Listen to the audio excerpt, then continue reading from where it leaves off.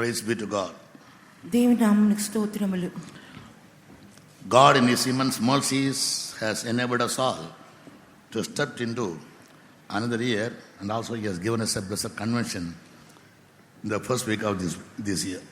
దేవుని యొక్క మహాకరుణ చొప్పున దేవుడు మనకు సహాయం చేసి ఉన్నారు. ఈ నూతన సంవత్సరంలో ప్రవేశించుటకును మరియు ఇక మొదటి వారంలోనే ఇక కన్వెన్షన్లోనికి పాలు పొందుటకును ప్రభు మనకు సహాయం చేసి ఉన్నారు. For that I am very grateful to God along with you all. మీ అందరితో పాటు ఆ విషయమై నేను దేవుని యెడల కృతజ్ఞుడిగా కనబడుచున్నాను. In our assembly, people came and asked me, Pastor, what about the promise cards for the new year? మా యొక్క సంఘంలో కొత్త సంవత్సరం ముందు మా జనులైన వారు వచ్చి అడిగి ఉన్నారు, పాస్టర్ గారు మాకు ప్రామిస్లు వాగ్దాన కార్డులు మాకు ఇవ్వరా అని చెప్పి అడిగి ఉన్నారు. I said, what was the promise God gave you last year? సరే, నేను అడిగి ఉన్నాను, పోయిన సంవత్సరము దేవుడు మీకు ఇచ్చిన వాగ్దానం ఏంటని చెప్పి అడిగి ఉన్నాను. We don't remember, Pastor. Pastor గారు మాకు అది జ్ఞాపకం లేదు పాస్టర్ గారు అని చెప్పి ఉన్నారు. 1 year you can't remember, only one promise that God gives you on the first day of the year. Then what is the point of asking for another promise card? ఒక సంవత్సరం మంది దేవుడిచ్చినటువంటి ఒక్క వాగ్దానాన్ని జ్ఞాపకం చేసుకుని లేకపోతే మీకు ఈ సంవత్సరం మందు మరి ఒక వాగ్దానం ఇచ్చడంలో లాభం ఏంటి? I said, Bible is called the book of prophecy. నేను చెప్పి ఉన్నాను, బైబిల్ గ్రంథమే ప్రవచనముల గ్రంథము అని చెప్పి ఉన్నాను. Every day if you read Bible regularly, God will be giving you many promises according to the situation and need.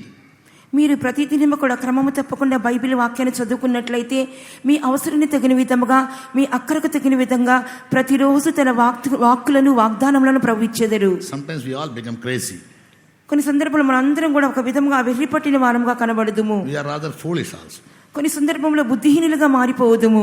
We want always God to do something for us. We never give Him a word. What will we do for you? ఎల్లప్పుడు కూడా దేవుడు మనకి ఏదో కార్యము చేయాలని చెప్పి అనుకుంటామే కానీ మనము దేవుని కొరకు ఏం చేయాలని చెప్పి ఎన్నడూ మనం అనుకోము. Yes, we say we have made a covenant. The New Testament means new covenant that we made with God. But in the Old Testament or in the New Testament, is we who have to make a covenant with God. నిజముగానే ఇది నూతన నిబంధన కాబట్టి పాత నిబంధనలను కొత్త నిబంధనలను దేవుని వాగ్దానము చేయట కాకుండా మనము దేవునికి ఒక వాగ్దానము లేనట్లయితే నిబంధనను చేయవారముగా కనబడవలెను. When Moses read out the commandments of God in the audience of the people, they all said, all what we hear from you, we will do it. We will observe to keep it.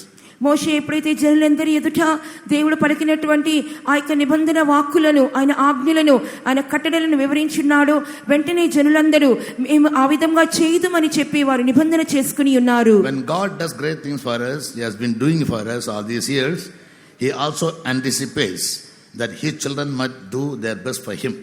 దేవుడు కొన్ని కార్యములు, గొప్ప కార్యములను మన కొరకు చేసి ఉన్నారు, చేయిచూ ఉంటున్నారు.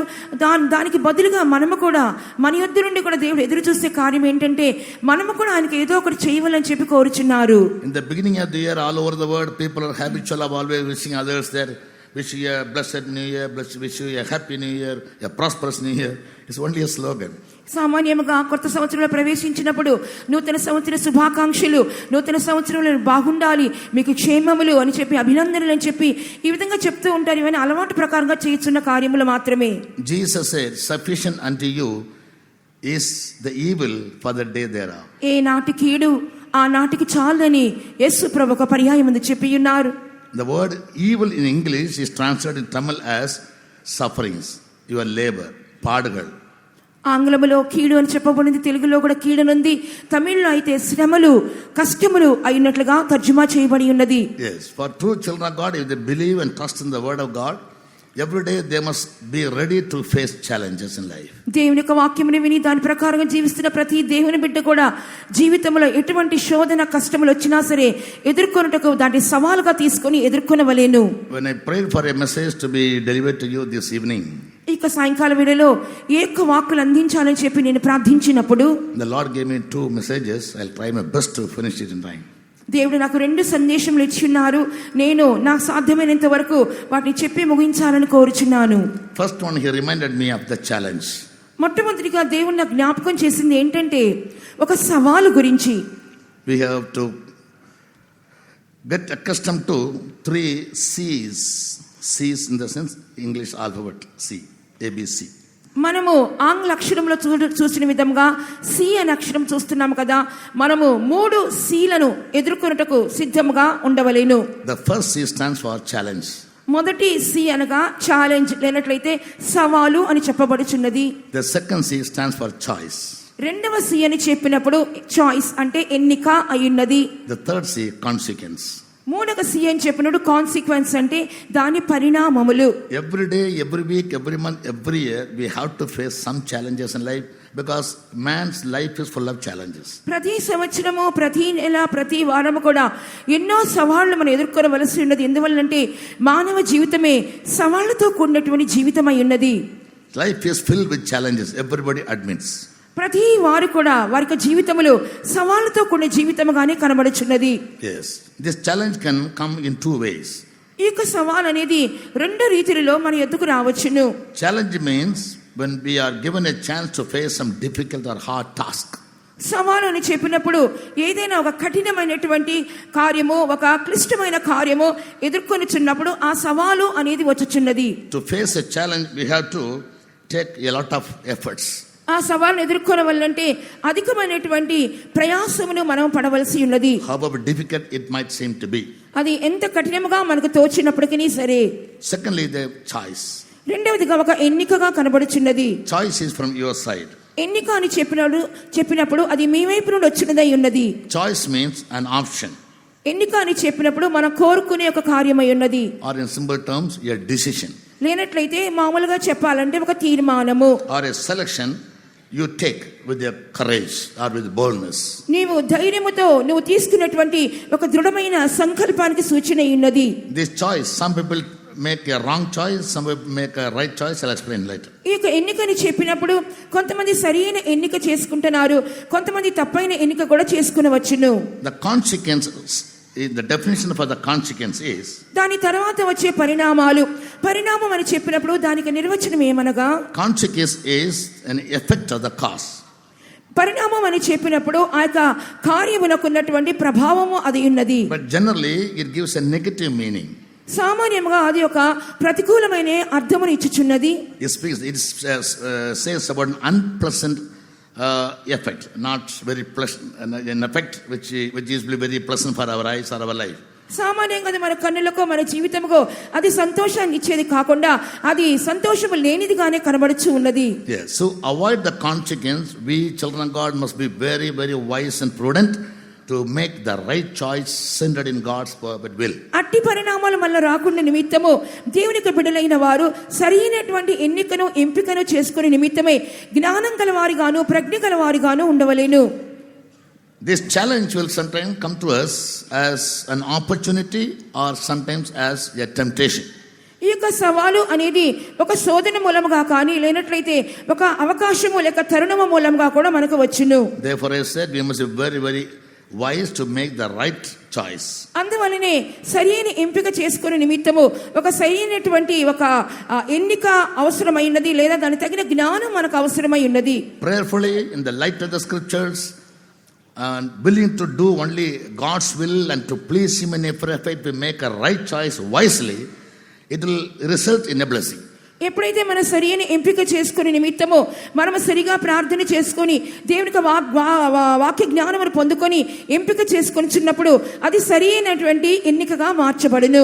By mistake or due to our foolishness or ignorance, if we make a wrong choice, కొన్ని సందర్భముల్లో మన బుద్ధిహీనముగాను, అజ్ఞానముగాను కొన్ని తప్పైనటువంటి ఎంపికలు చేసుకునిచున్నాము.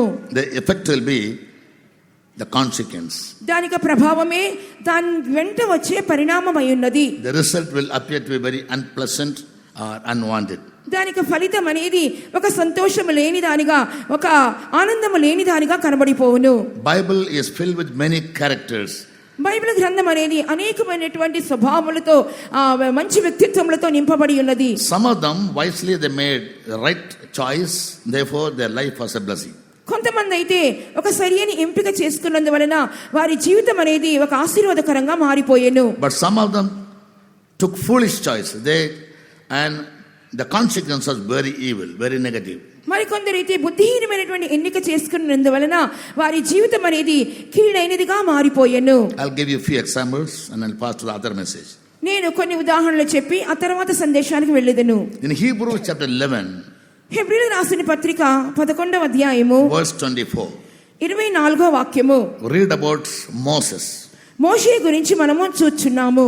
Bible says when he was come to years, he refused to be called the son of Pharaoh's daughter and chose to suffer affliction with the people of God than to enjoy the pleasures of sin for a season. మోషే పెద్దవాడైనప్పుడు క్రీస్తు విషయమైన నింద గొప్ప భాగ్యమని ఎంచుకొని అల్పకాలము పాపభోగం అనుభవించుట కంటే దేవుని ప్రజలతో శ్రమ అనుభవించుట మేలని యోచించి ఫరో కుమార్తె కుమారుని అనిపించుకొనుటకు ఒప్పుకొనలేదు. He was so fortunate to have an upbringing as a prince in the palace of Pharaoh in Egypt. ఫరో యొక్క అంతఃపురములో అనగా ఐగుప్తులో అంతఃపురములో పెంచబడినటువంటి ఒక రాకుమారుని యొక్క బాధ్యత అతనికి లభించి ఉండెను. Yes, now he learned in all the arts of Egypt. ప్రతి విధమైనటువంటి ఐగుప్తు యొక్క సకల విద్యలు అతను నేర్చుకున్నవాడుగా కనబడి ఉన్నాడు. He could have been a man of great power, or he could have come to the power of being the ruler of Egypt in his latter days. అతని యొక్క తదుపరి దినాలలో ఆ ఐగుప్తు యొక్క మహాదేశాన్ని ఏలుబడి చేసే ఒక మహా గొప్ప పదవిలోనికి రావాల్సిన వాడిగా ఉండెను. He could have been the successor of the Pharaoh at that time, and he could have been given the ruling in Egypt. ఆ దినములలో ఏలుబడి చేసినటువంటి ఫరోకు తదనంతరము ఆ ఏలుబడి ఇతని చేతిలోకి వచ్చి ఒక మంచి స్థానములోకి రావాల్సి ఉన్నవాడుగా ఉండెను. So there was a challenge before Moses. ఇప్పుడు మోషే ఎదుట ఒక సవాలు ఉంచబడి ఉన్నది.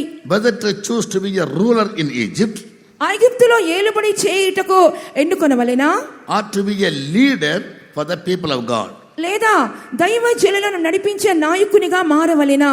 Yes, but he chose the right thing. అయితే సరియైన ఎంపికనే అతడు చేసుకుని ఉన్నాడు. He had all abilities, he had all efficiencies, he had all wisdom and understanding and knowledge to be the next Pharaoh in Egypt, and he would have been very, very successful. ఒకవేళ ఫరో తర్వాత దినములలో కానీ మోషే కానీ అతడు ఆ పదవిలోనికి వచ్చినట్లయితే ఒక మంచి విజయవంతమైన రాజుగా మారుండేవాడు. అట్టి జ్ఞానము, అట్టి సామర్థ్యతలు, అట్టి నైపుణ్యతలు, అటువంటి బలము, జ్ఞానము, ప్రజ్ఞ మోషేలో ఉండెను. But he saw the plight of his own fellow men. కానీ అది ఎంత కూడా దేవుడికి ఆ ఎంపిక కాదనిచి పనుకొని ఉన్నాడు. They were treated in Egypt as slaves. వారందరూ కూడా తన జనులను చూసినప్పుడు ఆ ఐగుప్తు యొక్క దాసులుగా వారు మారిపోయి ఉన్నారు. Their taskmasters were getting done hard work through them and hard labor. ఆ యొక్క జనులందరూ కూడా తన జనులందరూ కూడా ఐగుప్తీయుల ద్వారా ఆ కార్య నియామకుల ద్వారా కఠినమైన పని చేయించుకునే వారుగా ఉండి ఉన్నారు. In his young age, he had a great zeal to fight for his people. అతని యొక్క యవ్వన ప్రాయంలోని తన జనుల పక్షముగా పోరాడి గొప్ప వైరాగ్యము, ఆసక్తి గలవాడుగా ఉండి ఉండెను. Yes, so God honored it. అందువల్ల దేవుడు అతని ఘనపరిచెను. Therefore he gave him a training in the wilderness of Midian for 40 years. అందువల్ల 40 సంవత్సరములు మిద్యాను అరణ్యములో మోషేకు తర్ఫీదు ఇవ్వబడెను. To be a ruler, good training is very, very essential. ఒక మంచి నాయకునిగా మారాలంటే ఒక మంచి తర్ఫీదు ఎంతైనా అవసరమై ఉన్నది. God must have chosen him to be a leader for his people when he was just 3 months old. కాబట్టి ఒక 3 నెలల్లోనే దేవుడు తన ప్రజలను నడిపించే గొప్ప నాయకునిగా దేవుడు మోషేను చేసి ఉన్నారు. He trained him for 80 long years. దాదాపుగా 80 సంవత్సరముల దీర్ఘ కాలమును అతడు దేవుడు మోషేకు తర్ఫీదుని ఇచ్చినారు. Yes, and he made him nothing so that he can be obedient to God. దేవునికి విధేయత చూపించే నిమిత్తము దేవుడు మోషేను ఏమీ లేని వృత్తునిగా మార్చి ఉన్నారు. He lost all his pomp and glory he enjoyed in the palace. అంతఃపురములో అతడు అనుభవించినటువంటి గొప్ప ఘనత మహిమలన్నీ అతడు పోగొట్టుకొనవలసి వచ్చెను. Now he has just become a shepherd. ఇప్పుడు ఒక సామాన్యమైన కాపరిగా మారిపోయెను. No more palace, no more good house, but he was all the time in the wilderness living with his sheep. ఎటువంటి ఒక అంతఃపురము లేదు, ఎటువంటి సుఖ సౌకర్యాలు లేదు. అరణ్యములో తనకు గొర్రెలతో పాటు తిరగవలసిన వాడుగా ఉండెను. It was then God met him అప్పుడే దేవుడు అతని సంధించి ఉన్నారు in a burning bush. ఆ యొక్క మండుచున్న పొదమూలముగా. And he told him, there's a challenge before you. ఈ విధంగా దేవుడు సెలవిచ్చున్నారు, మోషే నీకు ముందుగా ఒక సవాలు నేను పెట్టి ఉన్నాను. You must go to Egypt instantly and deliver my people from their captivity. నువ్వు తక్షణమే నీవు ఐగుప్తునకు వెళ్ళవలెను. నువ్వు మాట్లాడి నా జనులను వారి దాసత్వంలో నుండి విడిపించవలెను. Yes, it was very hard for him. నిజంగానే అది చాలా కఠోరమైన కార్యమే. Because he left the palace. ఎందువల్లంటే అతను అంతఃపురాన్ని వదిలి వచ్చి ఉన్నాడు. In case he goes again to the palace where the king recognizes him. ఒకవేళ తిరిగి అంతఃపురానికి వెళ్ళినట్లయితే ఆ యొక్క రాజు అతను గుర్తుపడతాడేమో. In case he recognize him, what will be the fate of his life then? ఒకవేళ రాజు గుర్తుపడినట్లయితే దానికి తర్వాత జరిగే పరిణామాలు ఏంటి? Anyway, he obeyed God. ఎలాగైనా సరే దేవునికి విధేయత చూపించాడు. And God made him one of the most outstanding leader in the world history over the people of God for 40 long years. దాదాపు 40 సంవత్సరాలుగా ఒక గొప్ప నాయకునిగా దేవుడు తన జనుల మీద మోషేను నియమించినట్లుగా మనం చూస్తున్నాము. So the choice before Moses was to be a ruler over the people of the world or to be a leader over God's people. కాబట్టి మోషే ఎదుట ఉంచబడినటువంటి ఎంపిక ఏమనగా ఆ యొక్క దేవుని యొక్క రాజాంతపురములో ఉన్నటువంటి ఏలుబడి కాదు గాని దేవుని ప్రజలకు ఒక నాయకునిగా మారుటయే ఉన్నది. When we study these two words very carefully, there's a vast difference between being a ruler and being a leader. ఈ రెండు వాక్యములు మన శ్రద్ధగా మనం గమనించినప్పుడు ఒక నాయకునిగా ఉండుటకును ఒక అధిపతిగా ఉండుటకును అనేకమైన వ్యత్యాసములు కలవు. Good leaders are always living for the people. మంచి అధిపతులు నాయకులైన వారు జనుల కొరకు వెతుకుతూ ఉంటారు. They are very modest. వారు చాలా కూడా ఘనత వహించిన వారిగా ఉంటారు. They stay to receive suggestions and the applications or the demands or the requests and the welfare of the people. సలహాలు స్వీకరించేవారుగా ప్రతిపాదనలు స్వీకరించేవారుగా జనుల యొక్క సంక్షేమాన్ని వారు కోరుచున్న వారిగా కనబడుదురు. By doing good works to the people. జనులకు మంచి మంచి కార్యములు చేయటం మూలముగా. Rulers are quite different. ఈ విధంగా ఏలుబడి చేసేవారు వేరొక అర్థములో కనబడుదురు. Rulers will never bother about the people. ఏలుబడి చేసేవారు జనుల యొక్క సంక్షేమాన్ని కోరరు. Rulers are very authoritative. ఏలుబడి చేసేవారు చాలా అధికారాన్ని చెలాయిస్తారు. They will only give dictation to the people. They will never be bent to listen to their cry, their need or their problems. ఏలుబడి చేసేవారు అధికారులైన వారు అధికారం చెలాయిస్తారే కానీ వారు వంగి మనుషుల యొక్క సమస్యలేంటి వారి బాధలేంటి కష్టాలేంటి అని చెప్పి వారు వినలేరు. In our Lord Jesus Christ we find another most outstanding leader of the whole world all the time. మన ప్రభువైన యేసుక్రీస్తులో మనం చూస్తున్నాము సర్వ ప్రపంచంలోకెల్లా ఒక మంచి నాయకునిగా ఆయన కనబడి ఉన్నారు. In Acts 10 verse 38 అపొస్తలుల కార్యములు 10వ అధ్యాయము 38వ వాక్యములో మనం చూసినప్పుడు we read about him that he went around doing good to the people. ఆయన గురించి మనం చదువుతున్నప్పుడు ఆయన మేలు చేయుచు సంచరించిన వారిగా కనబడి ఉన్నారు. Therefore a big multitude always used to follow him. Wherever Jesus is, he will be surrounded with a big multitude. అందువల్ల యేసయ్య ఎక్కడికి వెళ్ళినా సరే ఒక గొప్ప జనసమూహము ఒక గొప్ప గుంపు ఆయన వెంబడిస్తూనే కనబడి ఉన్నది. Yes, he always used to ask the people, what shall I do for you? ఎల్లప్పుడు కూడా జనులను అడుగుతూ ఉంటారు నేను మీకు ఏమి చేయ కోరుచున్నాను అని. Yes, when the blind man Bartimaeus he saw Jesus. ఎప్పుడైతే you heard about Jesus. గుడ్డివాడైనటువంటి బర్తిమయ్య యేసు ప్రభువుని గురించి వినినప్పుడు in Mark 10 chapter we read. Mark సువార్త 10వ అధ్యాయంలో చదువుచున్నాము. Yes, he came to him and said. యేసు ప్రభువు ఆ గుడ్డివాని యొద్దకు వచ్చి ఈ విధంగా చెప్పుచున్నారు. Yes, what will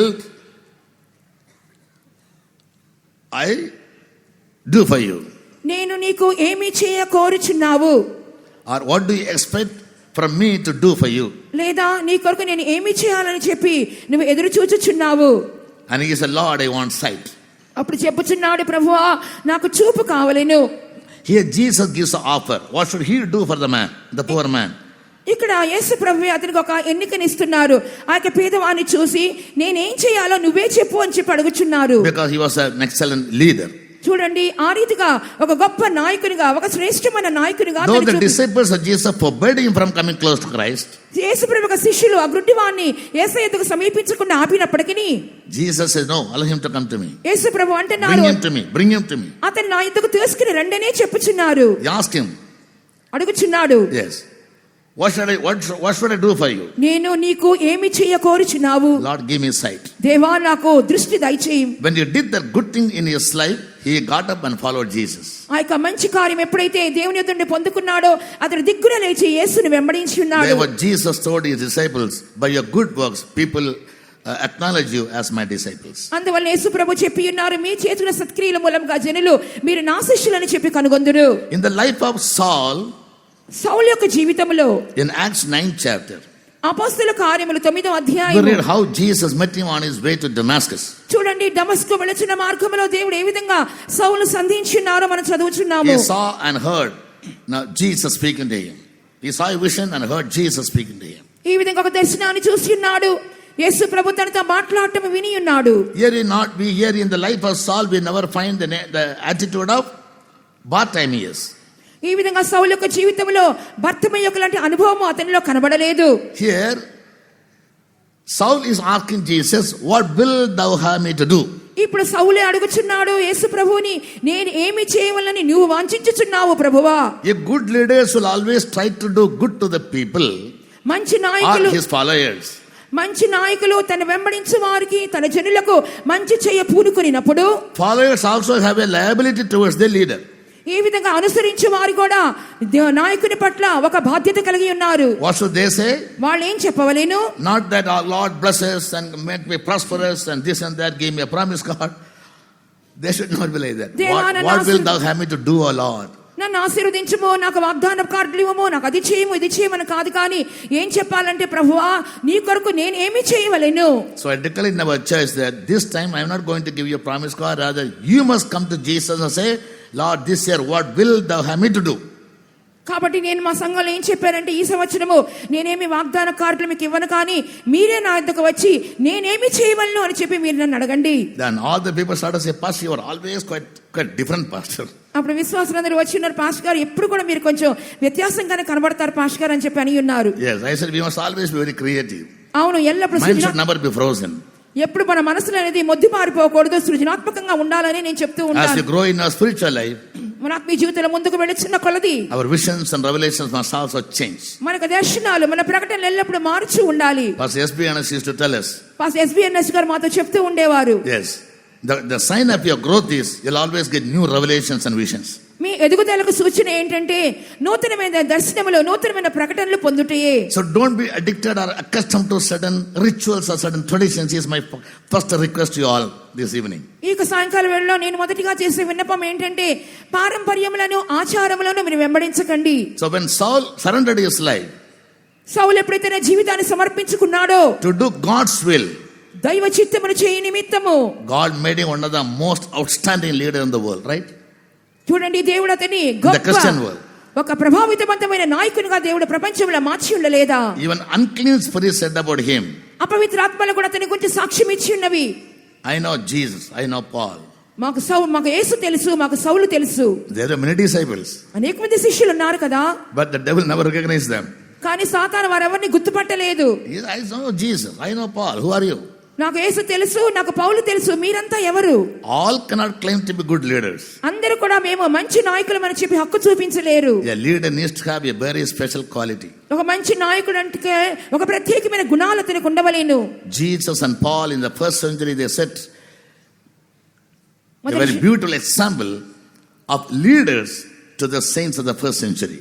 మొదటి శతాబ్దంలోని పరిశుద్ధులకు యేసు ప్రభువు మరియు పరిశుద్ధులైన పౌలు ఒక అద్భుతమైనటువంటి నాయకులుగా వారు వెల్లడి అయ్యున్నారు. Here Moses and Paul, మోషే పౌలు చూచినప్పుడు they made right use of their choices. వారు సరైనటువంటి ఎంపికలను తమ జీవితంలో They చేసుకున్నారు. both want to do God's perfect will. వారు ఇరువురు కూడా దైవ చిత్తాన్ని పూర్ణంగా చేయగోరిరి. Therefore God made Moses to be one of the outstanding leaders in the Old Testament and Paul in the New Testament. అందువల్లే పాత నిబంధనలో మోషేను, క్రొత్త నిబంధనలో పౌలును ఒక శ్రేష్టమైన నాయకులుగా దేవుడు నియమించున్నారు. I suppose among the audience there are many more Moses and Pauls even today. ఈ దినమందు కూడా నన్ను వినుచున్నటువంటి మీకు శ్రోతలలో కూడా అనేక మంది పౌలులు, మోషేలు ఉన్నారని చెప్పి నేను విశ్వసించుచున్నాను. Make a right choice and follow Jesus, he will exalt you. సరైనటువంటి ఎన్నిక చేసుకొని యేసుని వెంబడించండి, నిశ్చయంగా ఆయన మిమ్మల్ని హెచ్చించెదరు. At the same time, అదే సమయంలో we also read about those people who foolishly or ignorantly made a wrong choice of the challenge. కొంతమంది బుద్ధిహీనముగా తమ యొక్క జ్ఞానము లేని కారణముగా తప్పైన ఎంపికలు చేసిన వారు కూడా కనబడుచున్నారు. The first man was Adam. దానిలోని మొదటి వ్యక్తి ఆదాము. God gave him 7 types of blessings దేవుడు అతనికి 7 రకాలైన ఆశీర్వాదాలు ఇచ్చారు. and only one warning. ఒకే ఒక హెచ్చరికనిచ్చారు. Don't eat the forbidden fruit. ఆ యొక్క నిషేధింపబడిన పండుని మాత్రం తినవద్దు. But the devil targeted him only there. అయితే సాతాను అక్కడే అతన్ని పట్టుకొని ఆ గురి చూపి Generally there's a saying, covered things or forbidden things are more attractive. సామాన్యంగా ఒక సామెత ఉన్నది, ఏదైతే నిషేధింపబడతాయో, ఏదైతే కప్పబడి ఉంటాయో అవి ఆకర్షణీయంగా కనబడతాయంట. While speaking, if I show you a sign of always closing my fist, నేను ఎల్లప్పుడూ మాట్లాడుతున్నప్పుడు నా యొక్క హస్తముని ఈ విధంగా నా గుప్పిల్ని ఈ విధంగా మూసి పెట్టుకొని చూపించాను అనుకోండి. You always suspect what is in the hand of pastor. అట్లా గుప్పిలు మూసి పెట్టుకుంటే పాష్ గారి గుప్పిల్లో ఏమి దాగి ఉందా అని చెప్పి మీకు అనుమానం రాదా? So covered things, concealed things and forbidden things are very attractive. We must be very, very careful. కాబట్టి కప్పబడినవి, మూయబడినవి, నిషేధింపబడిన వస్తువులు ఎల్లప్పుడూ కూడా ఆకర్షణీయంగా కనబడుతూ ఉంటాయి. Because of one man's foolishness, sin entered into the whole world. ఒక్క మనుషుని యొక్క బుద్ధిహీనత మూలముగా సర్వ మానవాళిలోనికి ప్రపంచంలోకి పాపము We ప్రవేశించెను. all were born in sin. It's a consequence of Adam's fall. ఆదాము యొక్క తప్పిదం మూలంగా మనమందరం కూడా పాపంలో జన్మించిన వారవలసి వచ్చెను. When you make a wrong choice, it may affect generations which are to come after you. నీవు కూడా తప్పైన ఎంపిక చేసుకున్నప్పుడు తరతరాలుగా దాని ప్రభావము కనబడుచు If ఉండును. you make a right choice, సరైన ఎంపిక చేసుకున్నట్లయితే that blessings will continue in your generation. ఆ యొక్క ఆశీర్వాదాలన్నీ నీ తరతరాలు కనబడతాయి. Abraham made a right choice. Abraham సరైన ఎన్నిక చేసుకున్నాడు.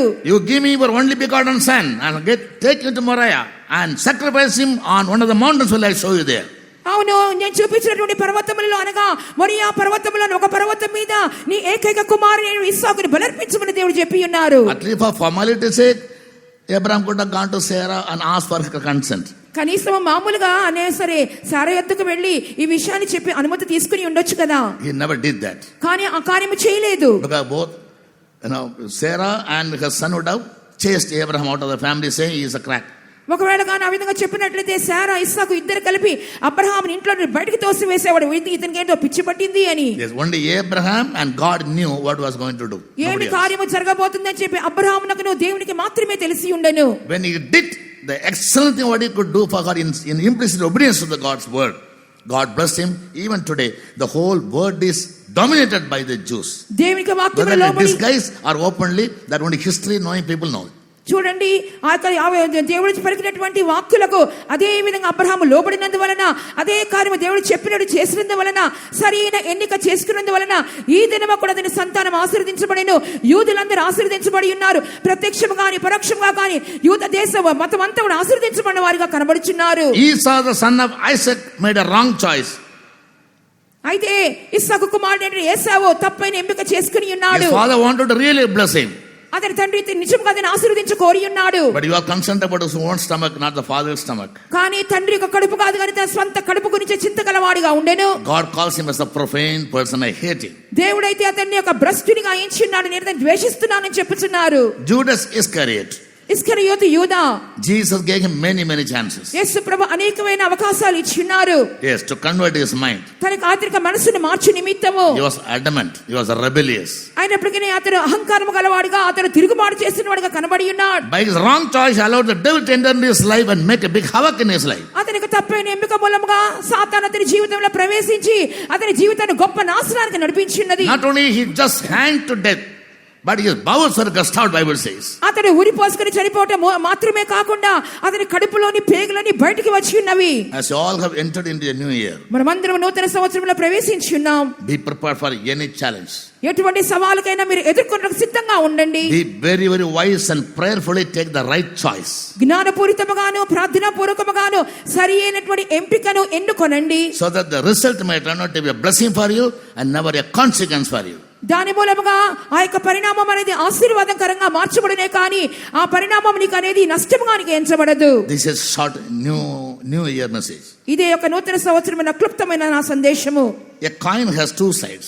ఒక పిలుపు అని చెప్పినప్పుడు దానికి రెండు భాగములు కనబడుచున్నవి. Yes, both the sides are very important. రెండు భాగములు కూడా ప్రాముఖ్యమైనవే. A coin has the Indian seal on one side. ఒక నాణాన్ని చూసినప్పుడు భారత ప్రభుత్వం యొక్క ముద్ర On the కనబడుతుంది. other side, the value of the coin, whether 10 rupees or 5 rupees or 20 rupees. మరొక వైపున ఆ నాణం యొక్క విలువ 5 రూపాయల 10 రూపాయల ఎంతని చెప్పి ముద్రించబడుచున్నది. If the number is erased ఆ యొక్క సంఖ్య గాని తుడిచివేయబడితే on one side, ఒక వైపున, though the other side is very good, మరొక ప్రక్క చాలా బాగున్నా సరే the coin will become invalid. ఆ యొక్క నాణం అనేది చెల్లని నాణ్యంగా మారిపోతది. Similarly, we children of God must always see both the sides of the coin. అదే విధంగా దేవుని బిడ్డలైన మనము నాణం యొక్క రెండు వైపులా మనం చూసుకునవలెను. But we are accustomed to drive our vehicle in one-way traffic. కానీ మనమైతే మన వాహనములు వన్ వేలో నడిపించడానికి అలవాటు పడిపోయి ఉన్నాము. We want God to do everything for us. దేవుడే మనకు అన్ని కార్యాలు చేయాలని We want చెప్పి God to always bless us. ఎప్పుడు దేవుడు మనం ఆశీర్వదించాలనుకుంటాము. We want good education, we want good health, and we want money, and we want house, we want car, we want wealth, we want possession, name, fame, and what else? మంచి విద్యాభ్యాసము, మంచి డబ్బు, మంచి ఇల్లు, మంచి కార్లు, మంచి పదవి, హోదా, పేరు, ప్రఖ్యాతి ఇవన్నీ కావాలని చెప్పి అనుకుంటూ ఉన్నాము. Am I right? నేను చెప్పేది In సరియేనా? the testimonies also, మన సాక్ష్యంలో చెప్పుచున్నప్పుడు కూడా we try to give a testimony only when God does some good. Otherwise, you never get up. దేవుడు మంచి కార్యం చేస్తే మాత్రమే సాక్ష్యం చెప్తారు, లేకపోతే సాక్ష్యం చెప్పరు. But even if God gives you 1,000 blessings, దేవుడు మీకు 1000 ఆశీర్వాదాలు అనుగ్రహించినా సరే Bible never guarantees any reward for you in eternity. ఈ ఆశీర్వాదముల విషయమై పరలోకంలో మీకు ఏదో ప్రతిఫలం దొరుకుతుందని చెప్పి బైబిల్ గ్రంథం మీకు ఏమీ గ్యారంటీ ఇవ్వట్లేదు. But if you have given 2 mites for God's work, దేవుని యొక్క వాక్యం నిమిత్తమై 2 కార్యం మీకు అనుగ్రహించబడినవి. you have given a glass of plain water to a servant of God, a prophet, consider him as the prophet of God, you will never lose your reward. దేవుని పరిశుద్ధులని, దేవుని భక్తులని చెప్పి ఒక గ్లాసు చన్నీళ్ళు ఇచ్చినా సరే మీరు దాని ప్రతిఫలం పోగొట్టుకోరనే వాక్యం చెప్పుచున్నది. Therefore Jesus said, అందువల్ల యేసు ప్రభు చెప్పుచున్నారు, yes, behold I come quickly and the reward is with me, ఇదిగో నేను త్వరగా వచ్చుచున్నాను, నీకు ఇచ్చుటకు నా యొద్ద బహుమానము కలదు. to give every man according as his work shall be, not according to what my work shall be. ప్రతి వానికి వాని క్రియల చొప్పునే నేను ప్రతిఫలమును జీతమును ఇచ్చేదను కానీ నా యొక్క క్రియలను బట్టి కాదు. What you do for others, what you do for Christ is your service. నీవు దేవుని కొరకు ఏమి చేయుచున్నావు, ఇతరుల కొరకు ఏమి చేయుచున్నావో అది నీవు దేవుని కొరకు చేసే సేవయే ఉన్నది. But what God is doing in your life on your behalf is only His greatness and faithfulness. That's it. కానీ దేవుడు నీ కొరకు చేసే కార్యములు, నీ కొరకు చేసే క్రియలన్నీ కూడా ఆయనకు నమ్మకత్వాన్ని బట్టి అయి ఉన్నది. God blessed Abraham because he nearly gave his son. He killed his son. దేవుడు అబ్రహామును ఎందుకు ఆశీర్వదించారంటే దాదాపుగా అబ్రహాము తన కుమారుని చంపివేసిన దాంతో సమానుడుగా ఉండి ఉన్నాడు. So make up your mind to do your best for God, as we don't have much time to do any good for God. కాబట్టి మనకు అధికమైన సమయం లేదు కాబట్టి ఉన్న సమయంలోనే దేవుని కొరకు ఎంత కొలతకు మేలు చేయాలో అంత కొరకు మనం చేయవలెను. Take time and sit in the presence of God. Take a small plain paper and write down what are the things are done for God, or what are done for Jesus or for the ministry. సమయాన్ని కేటాయించుకొని ఒక paper తీసుకొని ఒక pencil తీసుకొని మీరు రాసుకోండి, నేను దేవుని కొరకు ఏమి చేసి ఉన్నాను, దైవ సేవ కొరకు నేను ఏమేమి చేసి ఉన్నానని చెప్పి రాసి చూసుకోనండి. Anything that we do for God as a service, we will never lose our reward. Whatever God does for us, even if He gives the whole world to you and make it the ruler of the whole world, there is no reward for that. చూడండి, మీకు సర్వలోకం మీరు సంపాదించుకున్నా దానికి ఎటువంటి ప్రతిఫలం ఉండదు. కానీ దేవుని కొరకు మీరు ఏ చిన్న కార్యము చేసినా, సేవ నిమిత్తం ఏమి చేసినా సరే నిశ్చయంగా దానికి తగిన ప్రతిఫలం బహుమానం. God gave everything to Solomon, King Solomon. రాజైన సొలొమోనుకు దేవుడు సర్వం ఇచ్చి ఉండలేదా? Riches, name, fame, wealth, wives, palaces. ఐశ్వర్యం ఇచ్చున్నారు, ధనమును ఇచ్చున్నారు, అంతఃపురాలు ఇచ్చున్నారు, పేరు ప్రఖ్యాతులు ఇచ్చున్నారు. No king in the world history has ever made a throne as Solomon did for himself. సొలొమోను తన కొరకు చేయించుకున్న సింహాసనం అనే సింహాసనము ఏ రాజు ఏ రాజ్యంలోనూ చేసి ఉండలేదు. He built a temple for God, but that was not of his own revelation. He just obeyed his father. And David had already told the neighboring kings, my son is very tender, he cannot do this, you all help him. సొలొమోను దేవునికి దేవాలయం కట్టించాడంటే ఏదో తన స్వంత సంకల్పం బట్టి కాదు, కానీ రాజైన దావీదు చెప్పుట మూలముగాను పొరుగు రాజ్యాలకు చెప్పి ఉన్నాడు, నా కుమారుడు తప్పకుండా ఆలయం కట్టించబోతుందని చెప్పినందువలన God given blessings, he only enjoyed his life in the world. ఈ విధంగా దేవుడిచ్చిన ఆశీర్వాదాలతో జీవితాన్ని అనుభవించాడు అంతవరకే. The list of the heroes of faith, his name is missing. అయితే విశ్వాస వీరుల పట్టికలో సొలొమోను పేరు కనబడటం లేదు. So my second request to all the believers here is, కాబట్టి ఇక్కడ చేరిన విశ్వాసులకు నేను ఇచ్చే రెండో విజ్ఞాపన ఏమనగా, don't pray to God for wisdom and education and name and fame and wealth and palaces. ఏదో విద్యాభ్యాసము కొరకు, ధనము కొరకునో, అంతఃపురముల కొరకునో, మీరు పదవుల కొరకునో, హోదా కొరకునో మీరు ప్రార్థించవద్దు. At least he should have learned from his father. కనీసం అతనికి తండ్రి యొద్ద నుండి నేర్చుకోవాలి కదా. He was also a king. అతను కూడా వెతుకుచున్నాడు. He lived for the people. అదే జనులకు అవసరం ఏంటో ఎరిగి ఉన్నాడు. He told the people, you are the bone of my bone and the flesh of my flesh. మీరు నాకు మాంసములకు మాంసమున ఎముకకు ఎముకగా దావీదు చెప్పి ఉన్నాడు. He was a leader. అతను ఒక నాయకుడిగా ఉండి ఉన్నాడు. Solomon was a ruler. సొలొమోను అయితే ఒక అధిపతిగా ఉండి ఉన్నాడు. Out of the 12 tribes of Israel, 9.5 tribes were not with him. ఇశ్రాయేలు ప్రజలోని 12 గోత్రముల్లో 9.5 గోత్రములు అతని వైపు లేదు. But they couldn't resist his power. అయినప్పటికీ అతని యొక్క అధికారమును అతను ఎదిరించలేకపోయారు. He levied much tax on them. అధికమైనటువంటి పన్నులు వాళ్ళ మీద చెల్లించి They ఉన్నారు. were overburdened. అధికంగా భారము They పరిచున్నారు. couldn't bear up. They couldn't tolerate. ఏ మాత్రం వారు సహించుకోలేకపోయినారు. But because of Solomon's power, సొలొమోను యొక్క అధికారం చెలాయించినందువలన they couldn't approach him. అతను ఎదిరించలేకపోయినారు. When he died, అతను చనిపోయినప్పుడు they approached his son Rehoboam. అతని కుమారుడైన రెహబాము And he said, అతను ఏం చెప్పి ఉన్నాడు? my little finger will be thicker than father's thigh. నా తండ్రి యొక్క నడుము కంటే నా చిటికిన వేలు ఇంకా భారముగా ఉండును. 9.5 tribes they left. 9.5 గోత్రముల వారు వదిలి వెళ్లిపోయి ఉన్నారు. King Solomon was not a leader, he was a ruler. రాజు అయినటువంటి సొలొమోను ఒక మంచి నాయకుడు కాదు గాని ఒక ఏలుబడి చేసే అధికారిగా ఉండి Bible ఉన్నాడు. never says Solomon did any good thing for God. Bible గ్రంథం చెప్పుచున్నది సొలొమోను ఎన్నడూ ఏ మంచి కార్యం దేవుని కోసం చేయలేదు. But as the father said, though he was living in a palace and God blessed him in every way in the latter days, అతను అంతఃపురములో నివసించుచున్నాను.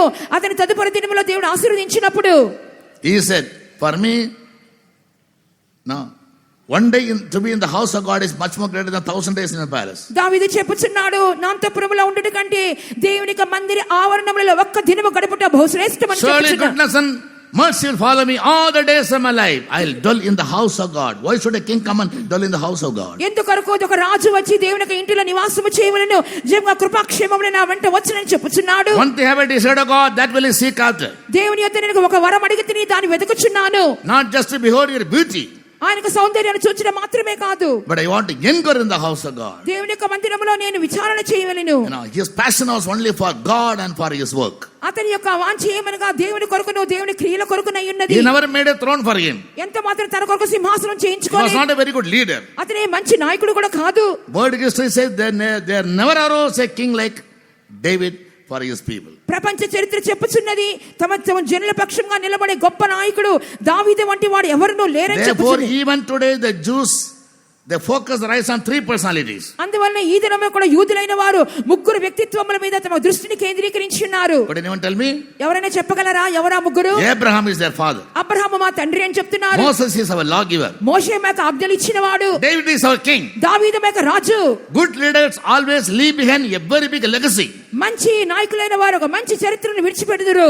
Yes, the generation to generation they'll remember it. తరతరములు జ్ఞాపకం ఉండేలాగా చేసుకుందురు. Even the days of Jesus, they said, Abraham is our father. Who are you? యేసు ప్రభు దినముల్లో కూడా వారు చెప్పుచున్నారు, అబ్రహాము మాకు తండ్రి, నువ్వు ఎవరవని చెప్పారు. Moses is our lawgiver. Who are you to bring a new doctrine? మోషే మాకు ఆజ్ఞలు ఇచ్చినటువంటి వాడు, నువ్వేంటి నువ్వు కొత్త నియమాలు చెప్పుచున్నావు. David is our king forever. Who are you to say that you are a king for us? దావీదు నిరంతరం మాకు రాజు అయి ఉన్నాడు, నువ్వెవరు మాకు రాజు అని అడుగుచున్నారు. Their passion about these three people were so high that they even rejected Jesus. ఈ ముగ్గురు మీద ఉన్నటువంటి ఆసక్తి వాళ్ళకి అంత గొప్పది కాబట్టి యేసు ప్రభువును కూడా వారు తృణీకరించి In ఉన్నారు. spite of all the good works he did for the people. దేవుని కొరకు ప్రజల కొరకు ఎన్ని మంచి కార్యాలు చేసినప్పటికీ God wants to see many of you as Paul and many of you like now Moses, David and Abraham.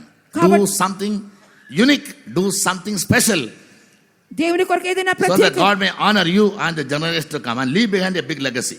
దేవుడు మనల్ని ఆశీర్వదించాలి, మన సంతానాన్ని ఘనపరచాలి, ఒక చరిత్రను కూడా మనం వదిలిపెట్టాలంటే నిశ్చయముగానే మనం కూడా అబ్రహాము వలెను, మోషే వలెను, మన దావీదు వలెను, పరిశుద్ధులైన పౌలు వలెను మనం జీవించే వారంగా కనబడవలెను. All those understood my message, kindly put up a hand, say hallelujah. నేను చెప్పుతున్న సందేశం అర్థమైన వాళ్ళు దయచేసి చేతులు పైకెత్తి హల్లెలూయా చెప్పుకుందాం. Thank you so much. అందరి కృతజ్ఞతలు. Don't leave it here yourself.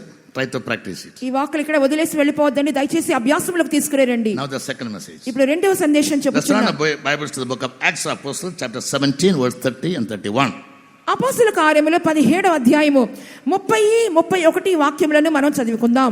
Reading will take a lot of time. I myself will read. చదవటం అనేది చాలా సమయం పట్టును కాబట్టి నేనే మీకు చదివి The వినిపిస్తాను. times of this ignorance God brings it. దేవుడు అజ్ఞాన కాలములను చూచి చూడనట్టుగా ఉండెను. Now commands all men everywhere to repent. ఇప్పుడైతే అంతటిను అందరినూ మారు మనసు పొందవలని ఆజ్ఞాపించుచున్నాడు. Because he has appointed a day in the which he will judge the world in righteousness. He will judge the world in righteousness. ఎందుకనగా తాను నియమించిన మనుషుని చేత అతడు నీతిని అనుసరించి భూలోకమునకు తీర్పు తీర్చబోయే ఒక దినము నిర్ణయించి ఉన్నాడు. In Luke 13, verse 3, లూకా సువార్త 13వ అధ్యాయం 3వ వాక్యములో Jesus said, యేసు ప్రభు చెప్పుచున్నారు, except ye repent, మీరు మారు మనసు పొందని ఎడల ye shall all likewise perish. మీరందరినూ అలాగునే నశింతురు. Repentance is not just a doctrine. మారు మనసు అనేది కేవలము ఒక ఉపదేశము మాత్రమే కాదు. Repentance will have a very negative consequence in your life if you don't. మారు మనసు అనేది మనం పొందకపోయినట్లయితే అనేకమైన ప్రతికూలమైన పరిణామాలు కలుగు చేస్తాయని తెలుసుకునవలెను. Therefore in Hebrews we read in the 2nd chapter, అందువల్ల హెబ్రీ రాసిన పత్రిక 2వ అధ్యాయంలో చదువుచున్నాము. if you neglect this great salvation, ఇంత గొప్ప రక్షణను మనం నిర్లక్ష్యము చేసిన ఎడల how will you escape God's judgment? In English the word judgment is missing. In Tamil, Malayalam Bibles and all, the word judgment is added. ఎలాగో తీర్పును తప్పించుకుందాం అనే మాట ఉండాలి. తెలుగు బైబిల్లో తీర్పు అనే మాట లేదు. ఇతర భాషల్లో మనం తీర్పు అనే పదమును కలుపుకొనిచున్నాము. Every person in the world must repent for his evil doings and for his sins and for his wickedness, his transgressions, iniquities and all negative things whatever he does against God's will. ఈ లోకంలో జీవిస్తున్న ప్రతి మానవుడు కూడా తాను చేసినటువంటి పాపముల విషయమై, పాప క్రియల విషయమై, అతిక్రమముల విషయమై, పొరపాట్ల విషయమై, దేవునికి విరోధంగా చేసే అన్ని అక్రమాల విషయమై మారు మనసు పొందే తీరవలెను. God and Jesus know the fierceness of hell. ఎందువలనంటే దేవునికి ఆ యొక్క నరకం యొక్క తీవ్రత ఏంటో బాగా That తెలియదు. hell is eternal. ఆ యొక్క నరకం అనేది నిత్యమైనది. As burning with fire and brimstone.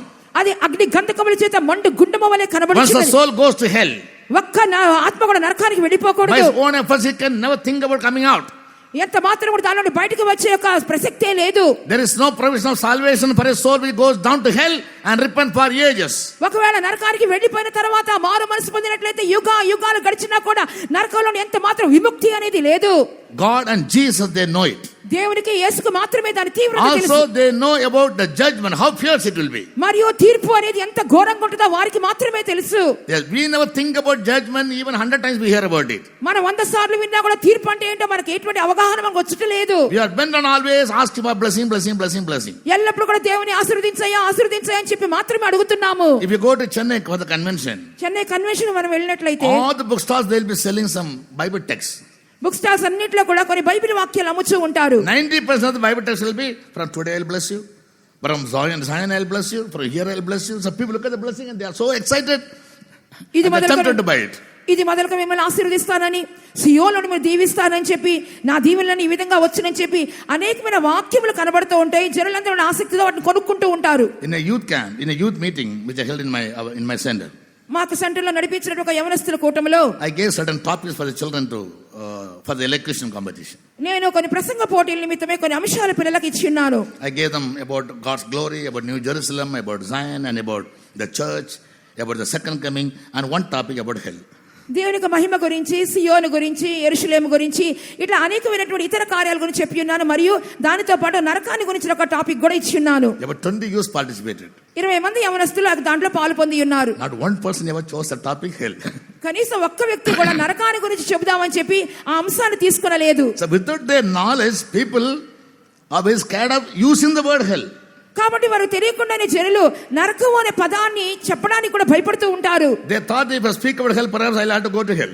నరకాన్ని గురించి మాట్లాడితే నేను నరకానికి వెళ్ళిపోవాల్సి వచ్చినేమో అని చెప్పి భయపడుతూ ఉంటారు. Though they had no knowledge of Jerusalem, everybody was tempted to speak about Jerusalem. యెరూషలేము గురించి ఎటువంటి ఒక జ్ఞానం లేకపోయినా యెరూషలేము గురించి మాట్లాడాలనే చెప్పి అనుకుంటూ ఉంటారు. It is human normal attitude, no doubt. అది మామూలుగా మన నైజమైనది. There is a judgment that is to come upon the world and come upon the people of God also. అయితే ప్రపంచం మీదకి మరియు దేవుని ప్రజల మీదకి కూడా రాబోతున్న న్యాయ తీర్పు అనేది ఉన్నది. This is the other side of the coin. ఇదే నాణ్యం యొక్క మరొక భాగమై ఉన్నది. We want teachings, we want preachings, we don't want warnings. మనకు ఉపదేశాలు కావాలి, మనకు మంచి వాక్యాలు కావాలి, కానీ హెచ్చరికలు అనేవి మనకు నచ్చటలేదు. We want always to hear about the blessed messages. దేవుని యొక్క రక్షకుని యొక్క ఆశీర్వదింపబడిన భాగమే కోరుకొనిచున్నాము. God will heal you. Everybody wants to be healed instantly as pastor lays his hand.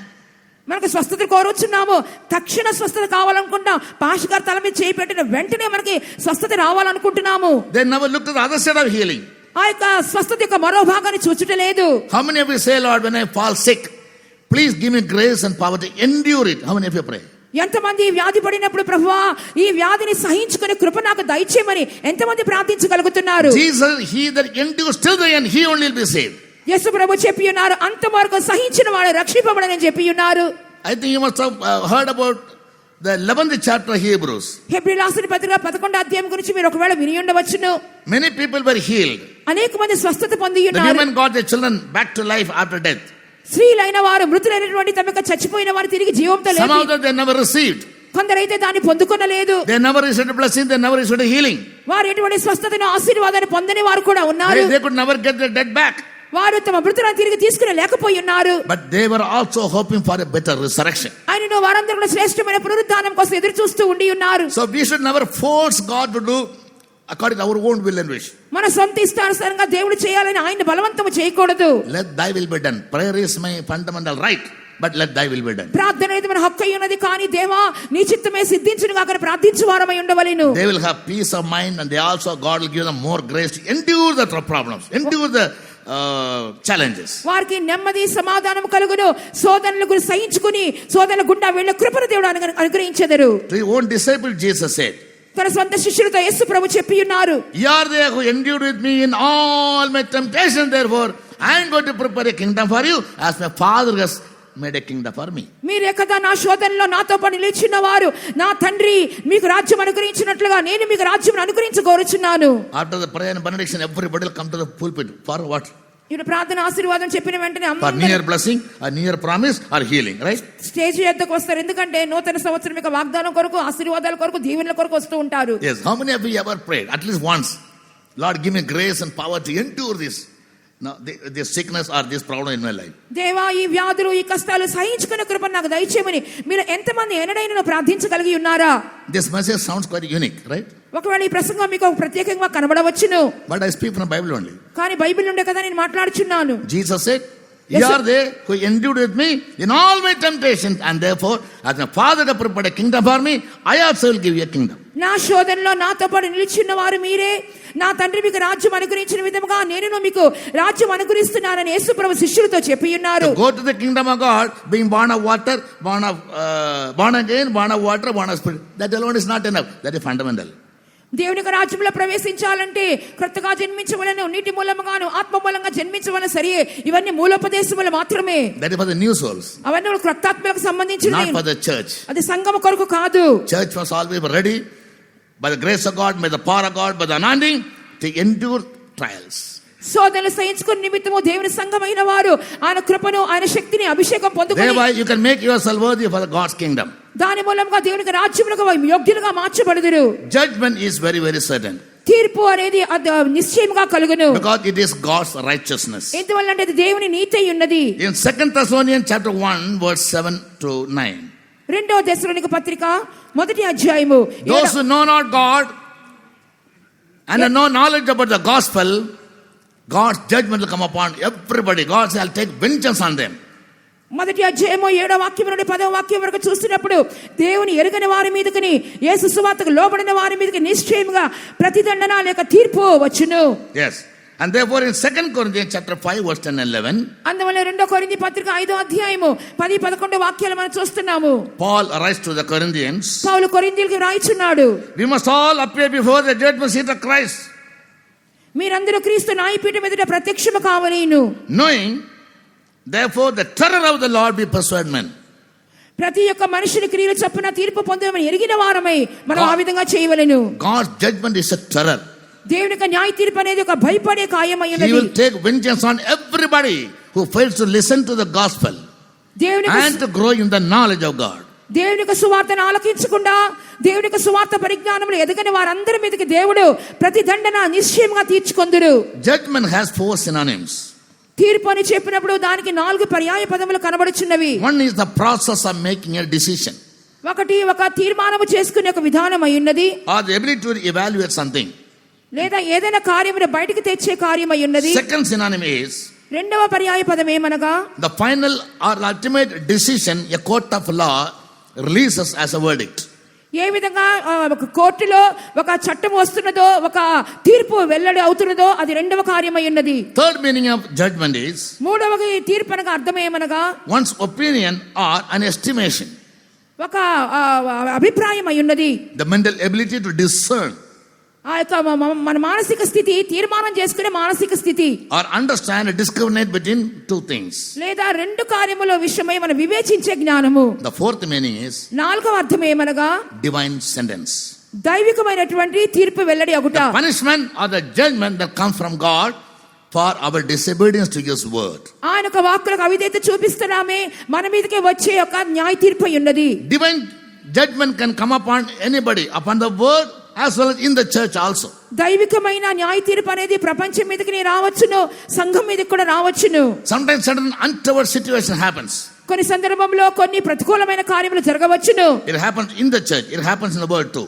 కొన్ని లోక సంఘంలో జరుగును, అదే సమయంలో లోకములో కూడా జరుగును. Sometimes some calamities కొన్ని వైపరీత్యాలు to warn the world, to warn the church. లోకాన్ని గాని సంఘాన్ని గాని హెచ్చరిక చేయ నిమిత్తము. In tsunami, believers also died. Workers also died.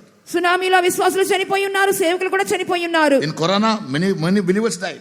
కరోనాలో కూడా అనేక మంది విశ్వాసులు చనిపోయి ఉన్నారు. Though it is a calamity in the world, అది లోకంలోని ప్రకృతి వైపరీత్యమైనా it involves even the children of God. అది దేవుని బిడ్డలలో కూడా తాకుచున్నది. So it is basically our responsibility to see that we pray that God may avoid all these calamities, for which we also need to live a perfect life before Him.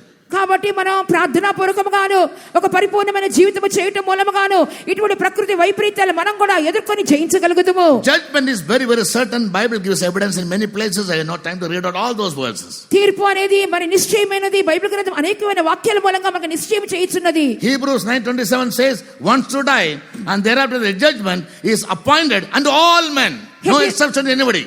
హెబ్రీయుల రాసిన పత్రిక 9వ అధ్యాయము 27వ వాక్యములో మనుషులు ఒక్కసారి మృతి పొందవాలని నియమించబడిను, ఆ తర్వాత అందరికీ ఎవ్వని వదలకుండా అందరి మీదకి తీర్పు వచ్చును. But the loving, merciful, gracious, compassionate, pitiful God, He never wants anybody to die, anybody to face judgment. కానీ దయగల దేవుడు, కనికర కటాక్షములు గల దేవుడు, దీర్ఘ శాంతము కలిగిన దేవుడు, ఎవరు నశించిపోవటమో తీర్పులోనికి వెళ్ళటానికో దేవునికి ఇష్టం లేదు. He has made a provision for you to be saved from the judgment to come. నీవు రాబోతున్న తీర్పు నుండి రక్షింపబడటకు దేవుడు ఒక మార్గాన్ని తెరిచినారు. That provision is called salvation. ఆ మార్గమే రక్షణ అయ్యున్నది. Through Jesus the salvation comes. ఆ యొక్క యేసు ప్రభు మూలంగానే రక్షణ వచ్చుచున్నది. How do we get the salvation? ఎలాగో రక్షింపబడుచున్నాము? By faith. విశ్వాసము ద్వారా. By faith in the word of God, we get salvation by grace. దేవుని యొక్క వాక్యం Our faith, God's grace, gives us salvation. That is the initial stage of salvation. కాబట్టి దేవుని వాక్యాన్ని విశ్వసించుచున్నప్పుడు దేవుని ద్వారా కలిగే కృప మూలముగా మనము రక్షణ పొందుచున్నాము. అదే రక్షణ యొక్క ప్రారంభ స్థితి అయి ఉన్నది. 1 Peter 1:9 he says about the last salvation. మొదటి పేతురు 1వ అధ్యాయము 9వ వాక్యములో కడవరి రక్షణ గురించి వ్రాయబడి ఉన్నది. The salvation is said to be the end of our faith. ఆ యొక్క కడవరి రక్షణ అనేది మన యొక్క విశ్వాసం యొక్క ఫలమై ఉన్నది. So salvation has a beginning and an end. The experience of salvation has a beginning and an end. కాబట్టి రక్షణ అనుభవం ఒక ప్రారంభం అనేది ఉన్నది, దానికి ఒక చివరి దశ కూడా కనబడుచున్నది. A sinner, when he gives audience to the message or the gospel, ఎప్పుడైతే ఒక పాపి అయిన మనుషుడు సువార్తను వినుచున్నాడో, వాక్యాన్ని వినుచున్నాడో, if he makes the right choice, ఒక సరైన ఎంపిక చేసుకున్నప్పుడు he can attain salvation. అతను రక్షణ పొందగలుగుచున్నాడు. If he makes a wrong choice, అతను తప్పైన ఎంపిక చేసుకొనుచున్నప్పుడు you will have to face the consequence, that is hell. అతను దానికి పరిణామమైనటువంటి నరకాన్ని పొందవలసి వచ్చును. Consequence is the effect of the cause.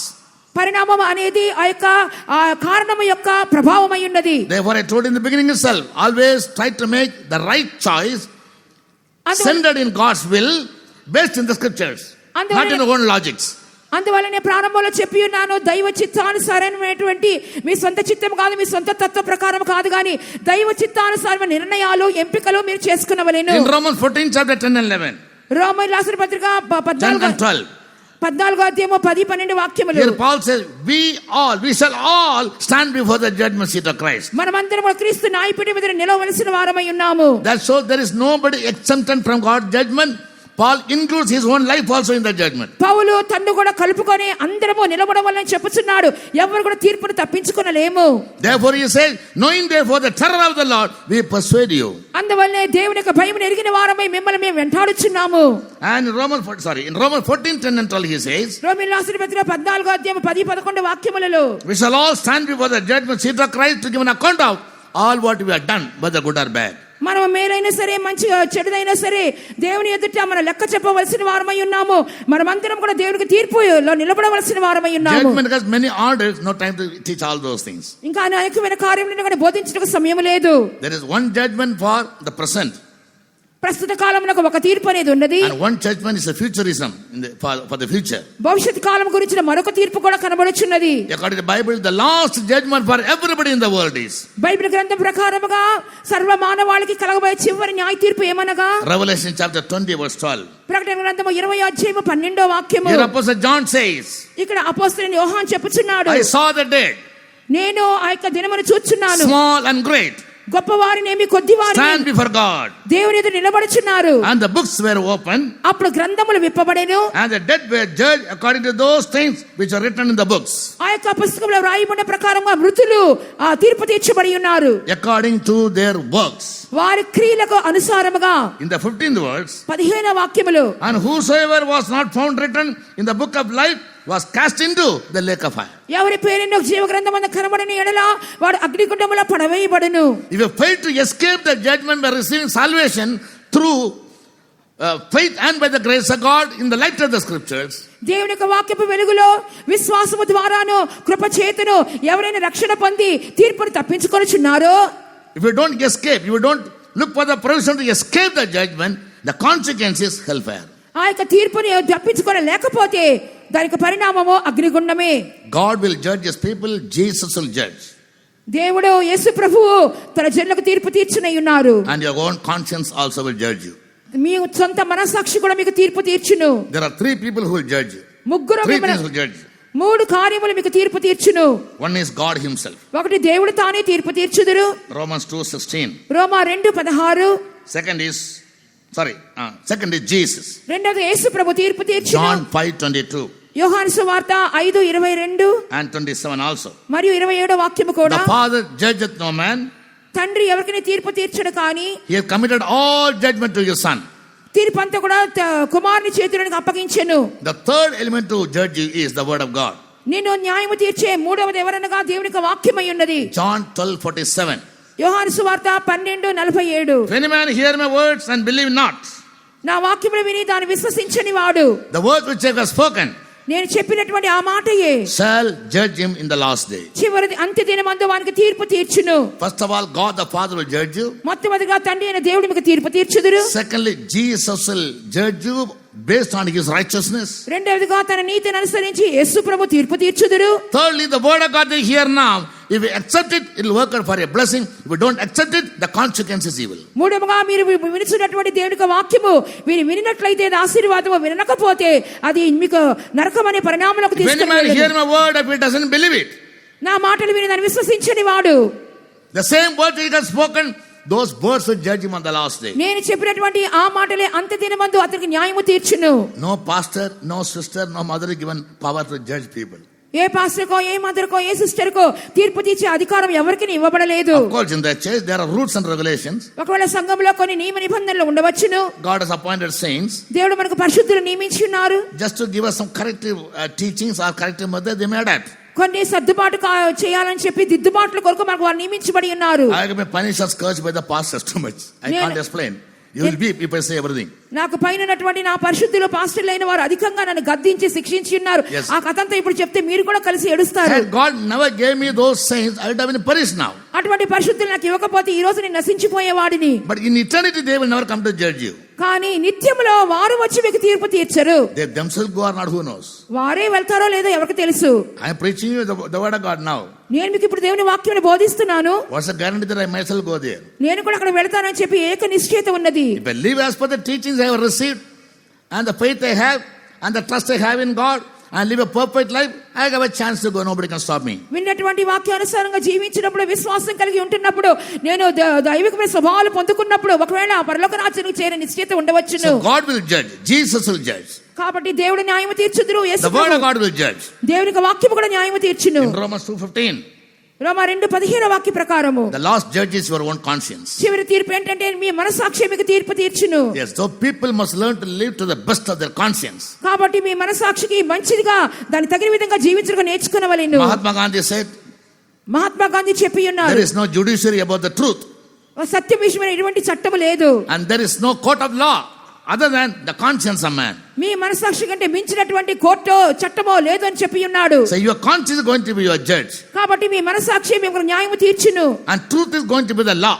సత్యమే అది మీకు ఆజ్ఞగా ఉండి చట్టముగా ఉండును. Therefore people must learn to live by the truth. Don't go by the tradition of the churches. అందువల్ల సత్యానుసారంగా జీవించండే కానీ సంఘం యొక్క పారంపర్యాల చారములు అనుసరించి In వెళ్ళవద్దు. Christianity there are hundreds of denominations. ఒకవేళ ఈ లోకంలో అనేక వందల కొద్ది సంఘములు ఉండవచ్చును. One church says if you don't marry, you can live a holy life both in a spirit and in a body. కొంతమంది ఒక సంఘం చెప్పుచున్నది, మీ వివాహం చేసుకోకపోతే మీ ఆత్మయందు శరీరం ముందు పవిత్రాలుగా మీరు జీవించవచ్చును. The other Pentecostal church, if you don't marry, you cannot be a bishop. ఇంకో పెంతెకోస్తు వారు చెప్తున్నారు, మీరు వివాహం చేసుకోకపోతే మీరు పరిశుద్ధమైన జీవితం చేయలేరు. Here again the question comes, what is it? Tell me. మరలా ఒక సమస్య ఏర్పడుతుంది, ఏంటిది చెప్పండి. Your choice. మీ యొక్క ఎన్నిక ఏంటి? Which one you prefer? దేన్ని మీరు కోరుకుంటున్నారు? So the challenge will always be before you. కాబట్టి సవాళ్ళు ఎప్పుడు మీ ముందుంటున్నవి. But prayerfully you must make the right choice. కానీ ప్రార్థనా పూర్వకంగా ఏది మంచిదని చెప్పి మీరే I ఎన్నుకోవాలి. never wanted to come to the ministry. నేను అసలు సేవకు రావాలని ఎన్నడూ అనుకోలేదు. For 9 years I struggled. 9 సంవత్సరాలు నేను కష్టపడి I ఉన్నాను. told God I won't marry. I'll proclaim the gospel. Take me to any part of the world.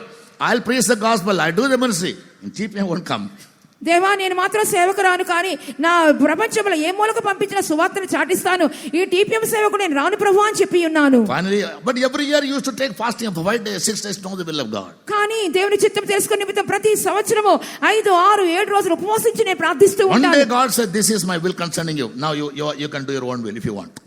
ఒక దిన మందు దేవుడు నాతో చెప్పి ఉన్నారు, ఇది దేవుని చిత్తం, నా చిత్తం ఇదై ఉన్నది, నీకు కావాలంటే రా, లేనట్లయితే వదిలేయని చెప్పి ఉన్నారు. Whenever rest assured from God's promise that this is His will, then I surrendered my life. Let come what may. He will set it. ఇదే దేవుని చిత్తం అని చెప్పి ఎప్పుడైతే నాకు నిర్ధారణ అయినదో అప్పుడు ఈ సేవకు వచ్చిన్నాను.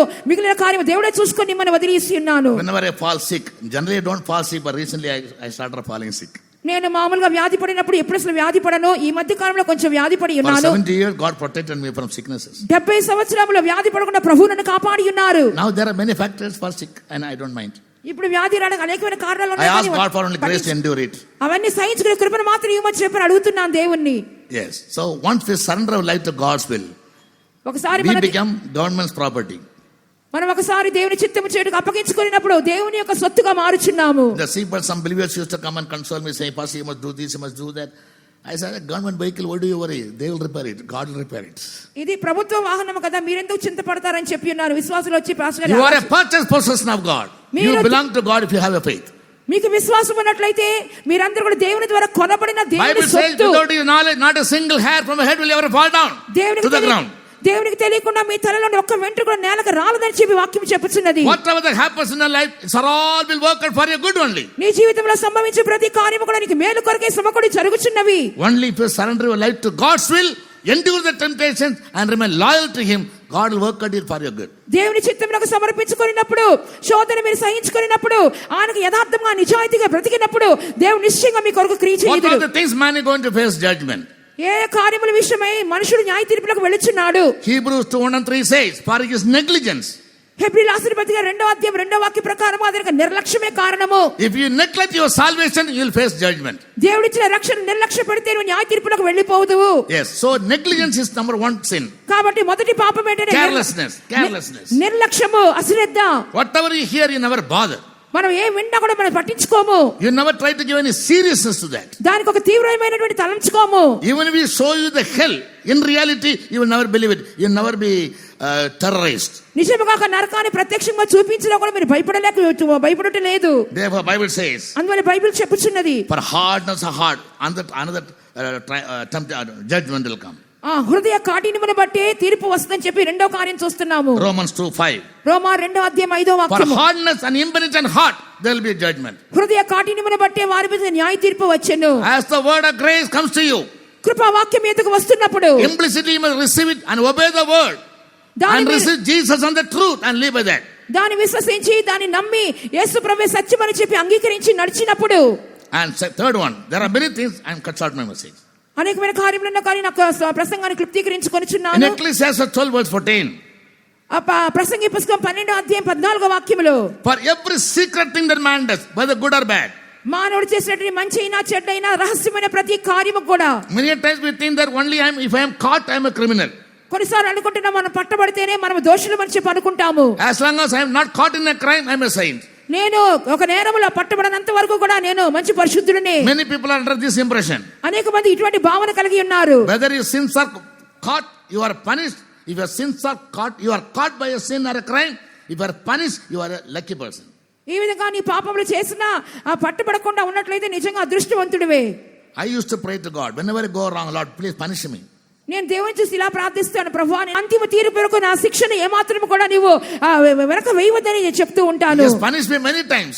అనేకసార్లు దేవుడు నన్ను శిక్షించి ఉన్నారు. I never ever felt bad. I am thankful to God for that. ఎన్నడూ కూడా దుఃఖపడలేదు, కానీ ఎల్లప్పుడూ దేవుని కృతజ్ఞుడై ఉన్నాను. Whom the Father scourges, తండ్రి ఎవరైతే శిక్షిస్తున్నాడో him will you receive. అతన్ని అంగీకి స్వీకరిస్తున్నాడు. And he will make him partaker of his holiness. తన యొక్క పరిశుద్ధతలో పాలు పంపులు కలవారిగా చేయించున్నాడు. Holiness is not in white cloth or carrying a Bible. పరిశుద్ధత అనేది తెల్ల వస్త్రంలో ఉన్న బైబిల్ పట్టుకోవడం There are many కాదు. aspects of holiness. Today time is not permitting. పరిశుద్ధత గురించి చెప్పడానికి అనేకమైన కార్యాలు, కానీ ఇప్పుడు సమయం లేదు. Yes, one part is when we yield ourselves to be chastised by God for our correctness. దేవుడు మన సరిదిద్దు నిమిత్తము, శిక్షించు నిమిత్తము ఎప్పుడైతే అప్పగించుకొనిచున్నామో, Yes, God will work it out for our good. దేవుడు మన మేలు కొరకే క్రియ చేయుదురు. Then we will be given a chance to get rid of all the sins. ఈ పాపములన్నిటిని తప్పించుకొనుటకు ప్రభువు మనకి కొన్ని అవకాశములు ఇచ్చారు. There will be a chance given to me to become partaker of his holiness. ఆయన పరిశుద్ధతలో మన పాలు పంపులు పొందు నిమిత్తము మన శిక్షిస్తున్నారు. You ask for promises. మీరు వాగ్దానాల కొరకు But అడుగుతున్నారు. Bible says in 2 Peter 1:3.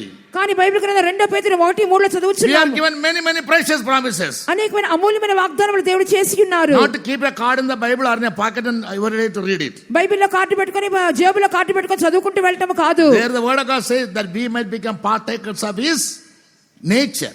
ఆయన యొక్క దివ్య స్వభావంలో పాలువారొకటికే మనకు దేవుడు వాగ్దానములు ఇచ్చి ఉన్నారు. You will never try to do that. అది మనం చేయము. You are satisfied with the card. Card తీసుకుని తృప్తి పడుచున్నాము. When you receive a card, you read it. I don't say no. Card తీసుకున్నప్పుడు Or daily you read Bible and get a promise. I don't say no. రోజు Bible చదువుకొని మీరు వాగ్దానం పొందండి. But the more the promises. కానీ అనేకమైన వాగ్దానములు. Yes, you must always try to become now partaker of his nature. ఆ యొక్క వాగ్దానం ఏమనగా దైవ స్వభావంలో మన పాలివారు అవ్వలేను. Now there are three phases of judgment. ఆ యొక్క న్యాయ తీర్పులో కూడా 3 భాగములు కనబడుచున్నవి. 1 Peter 4:17. మొదటి పేతురు 4:17 వాక్యము. The first judgment is going to begin in the house of God, not in the world. మొదటి తీర్పు అనేది దేవుని ఇంటిలోనే ప్రారంభించబడుతున్నది, లోకములో కాదు. The church of God is said to be the living the church of God is the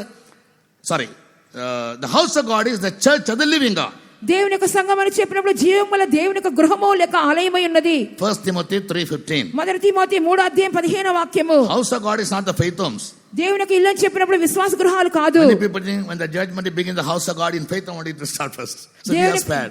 దేవుని తీర్పు దేవుని ఇంట్లో ప్రారంభించబడుతుంది అంటే విశ్వాస గృహంలో ప్రారంభిస్తుందని అనుకుంటున్నారు, అది కాదు. And therefore Paul writes to Timothy saying, అందువల్ల పౌలు తిమోతికి రాస్తే ఏం చెప్పుచున్నాడు? you must know how you ought to behave yourself in the house of God, which is the church of the living God.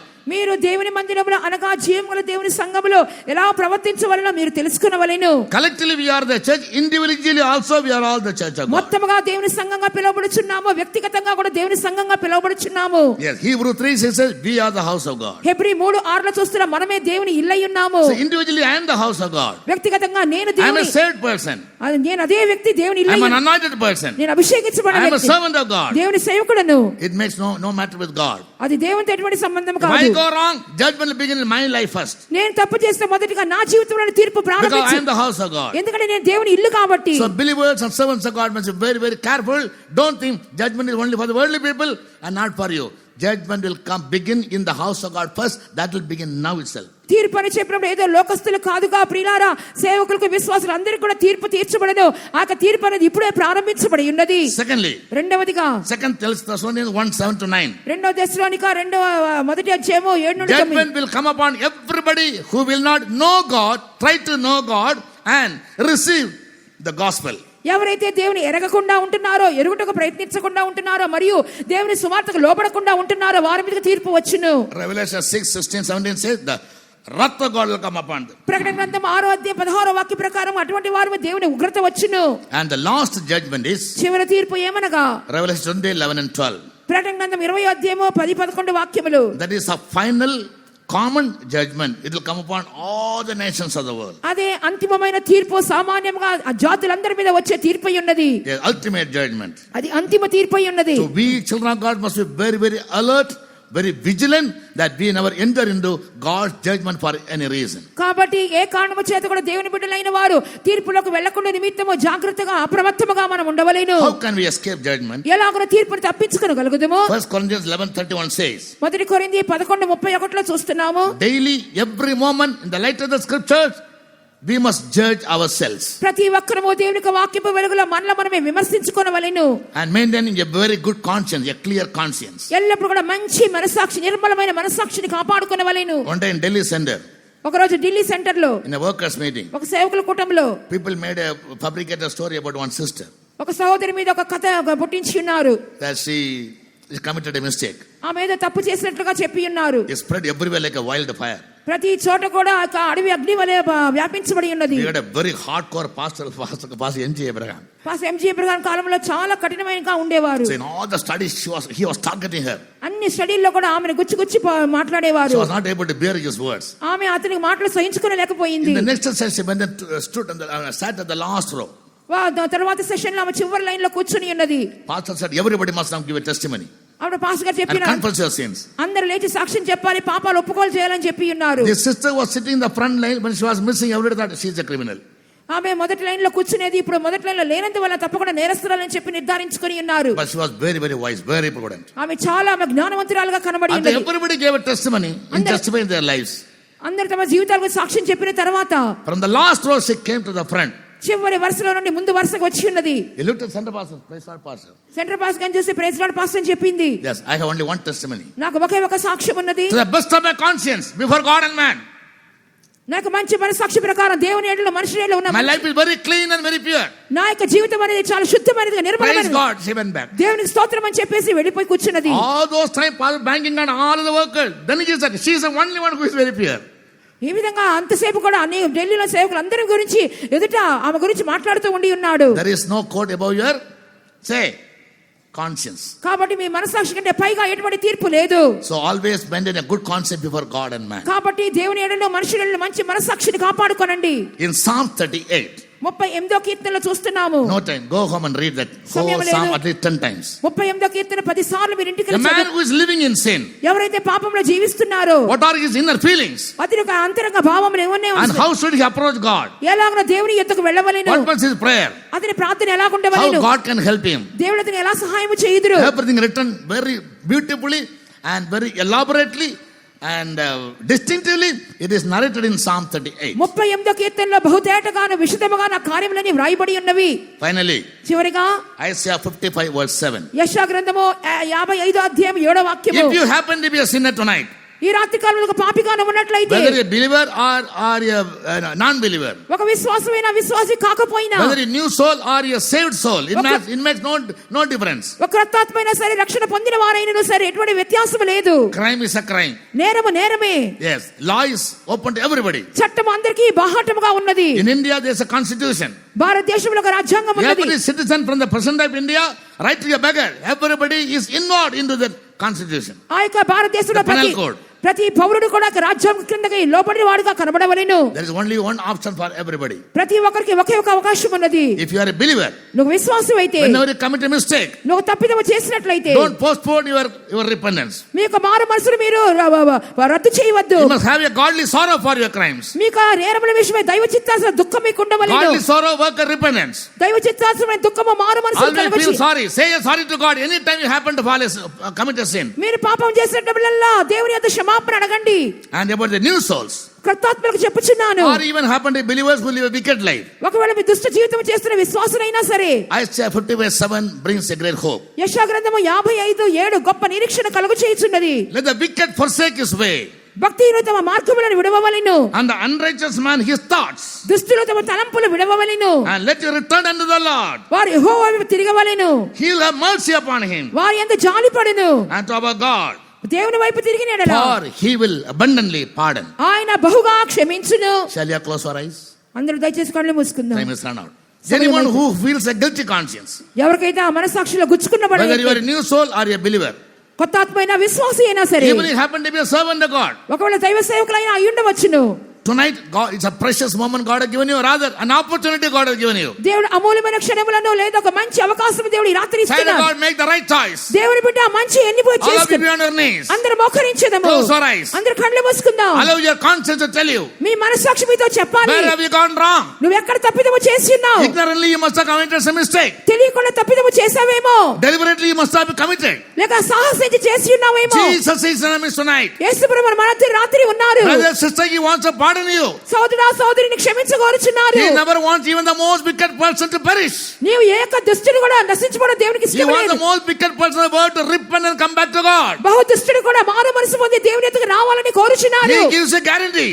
ఆయన నీకు He నిశ్చయతనిస్తున్నారు. will abundantly pardon. నీకు సమృద్ధిగా ఆయన క్షమించును. Forgiveness is the fortress of heaven. Pastor T. Thomas always used to say. Pastor T. Thomas గారు చెప్పినట్లు క్షమాపణ పరలోకపు అభిరుచి.